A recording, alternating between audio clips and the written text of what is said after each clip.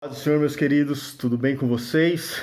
Bom, sermos cheios do Espírito Santo, cheios do Espírito de Deus. Isso, meus amados, não é para alguns, mas é para todos nós. Quando o Espírito Santo foi derramado lá em Atos, ele veio sobre todos aqueles que estavam reunidos naquele cenáculo. É para todos nós. É para toda a igreja do Senhor Jesus Cristo. Afinal, Jesus, ele disse que ele foi para junto do Pai justamente para nos enviar o seu Espírito Santo, para que hoje, no lugar dele, no lugar de Jesus, nós, a igreja, o seu corpo, pudéssemos operar neste mundo caído no poder do seu Espírito. E o que eu venho procurando ministrar nesses dias, nesses vídeos, é que conforme o livro de Efésios nos ensina, nós nos enchemos do Espírito Santo pela palavra, quando ele fala dos salmos, nos enchemos do Espírito Santo pela adoração e pela oração, quando oramos em línguas, os cânticos espirituais e na unidade, como diz lá, capítulo 5, versículo 21 de Efésios, sujeitando-vos uns aos outros. E o que nos leva, queridos, ao cumprimento do propósito de todos nós, igreja. Esse caminho, sermos cheios do Espírito Santo, é que nos proporciona cumprirmos esse propósito que é comum. É um propósito meu, seu, todos nós. Este ano fomos chamados para o ID. Não tirem isso do coração. Deus nos chamou, Deus nos deu a direção. ID. Frutificar no lugar onde Deus nos plantou.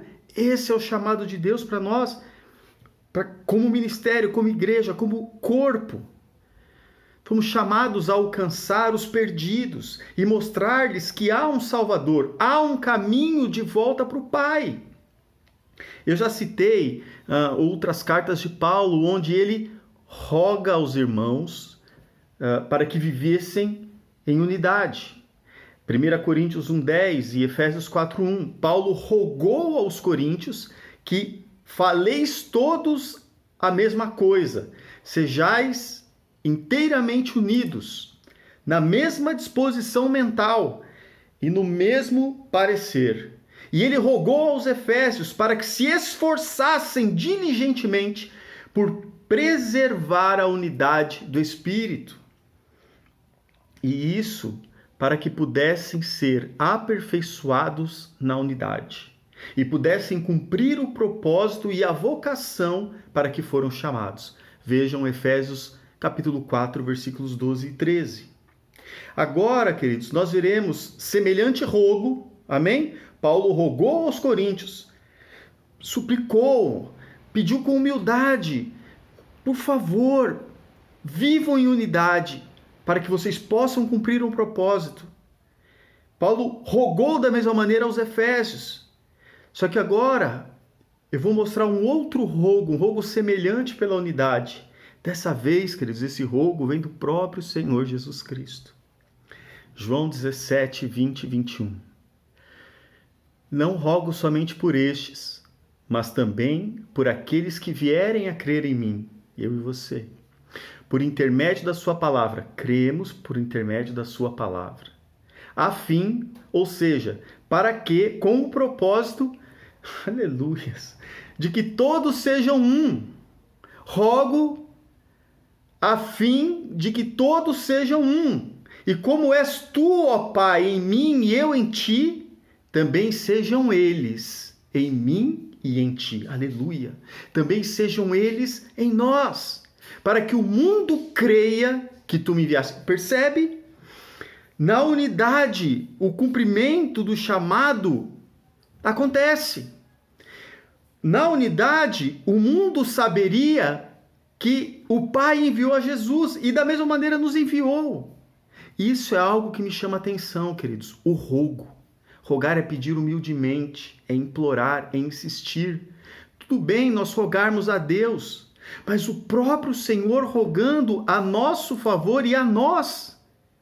Todos nós, em algum momento, queridos, eu sei, já nos questionamos a respeito da unidade, ou a respeito da falta dela, de alguma maneira. E, queridos, não há uma resposta para isso.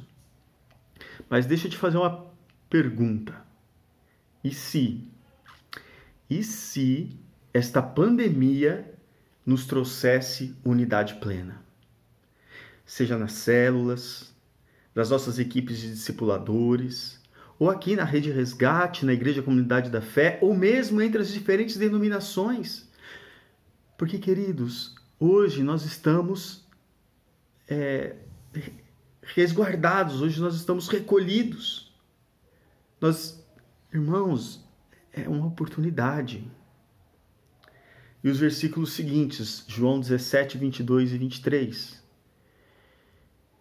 Eu lhes tenho transmitido a glória que me tens dado, para que sejam um. Ele nos deu a glória, Jesus nos deu a glória que o Pai deu a ele, para que nós fôssemos um, para que sejam um como nós o somos. Jesus, o chamado de Cristo é para que nós sejamos um como o Pai e o Filho são. Eu neles e tu em mim, a fim de que sejam aperfeiçoados na unidade, para que o mundo conheça que tu me enviaste. Aleluia! Tá vendo? Você percebe? A unidade e o evangelismo, a unidade e o propósito, a unidade e o poder do Espírito Santo. E os amaste, como também amaste a mim. Irmãos, nunca se esqueçam que será pregado este evangelho do reino por todo o mundo para testemunho a todas as nações, e então virá o fim. Será que apenas na perseguição, será que apenas nos últimos dias nós viveremos essa unidade que Jesus pediu ao Pai? Porque certamente ela já se cumprirá plenamente, mas ela já se cumpre. Eu não sei se será necessário passarmos por tribulações para vivermos a unidade que Jesus roga. Mas eu sei que nós podemos vivê-la agora. Nós aqui, eu e você, sim, queridos, nós podemos e devemos nos esforçar diligentemente para alcançarmos essa unidade.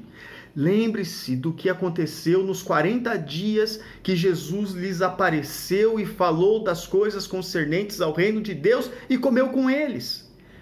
Nós estamos em 40 dias.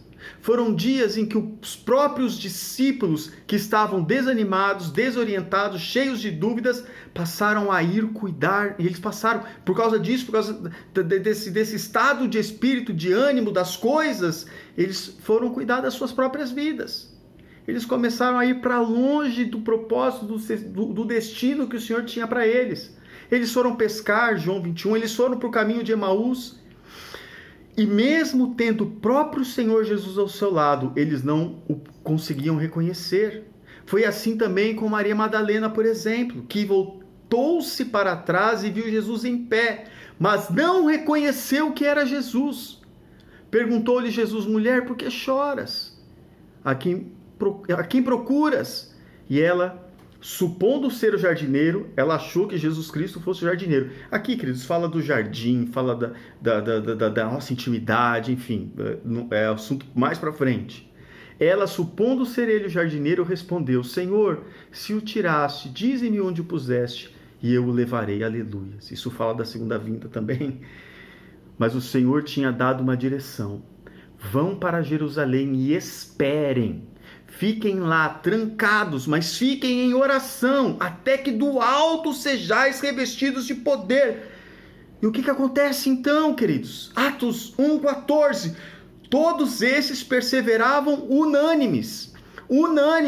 Eles perseveravam, eles não paravam, eles estavam juntos, perseverando juntos, unânimes em oração. Então, ao cumprir-se o dia de Pentecostes, estavam todos reunidos, eles estavam juntos, perseverando e ficaram cheios do Espírito Santo, aleluias. Afinal, Jesus havia lhes falado claramente: mas recebereis poder ao descer sobre vós o Espírito Santo e sereis minhas testemunhas. Ser testemunhas, cumprir o ID, é posterior. Meus queridos irmãos, vamos fazer isso. Nós estamos trancados. Vamos nos encher do Espírito Santo. Vamos receber poder. E então cumprir o ID de uma maneira que nós nunca imaginamos antes. Eu creio nisso. Foi Deus quem preparou este momento que estamos vivendo. Ele preparou isso para nós, para o reconhecermos. Ele está conosco, mas nós precisamos reconhecer essa presença. E para sermos cheios do Espírito Santo, aleluias, amém. Quem topa? Vamos orar mais, irmãos? Por favor, eu vos rogo-vos, vamos orar juntos até o Pentecostes. Oraremos por 10 minutos em línguas todos os dias. Depois disso, oraremos por 10 dias ininterruptamente, clamando a Deus, aguardando a promessa, para sermos cheios. Vamos fazer isso em unidades, vamos fazer isso todos. O Espírito Santo de Deus nos encherá e nos capacitará, afinal, é Ele quem convenceria o mundo do pecado, da justiça e do juízo. João 16:8, por favor, eu rogo também. Sem vocês, meus amados, eu não posso, amém? Que Deus nos abençoe, em nome de Jesus.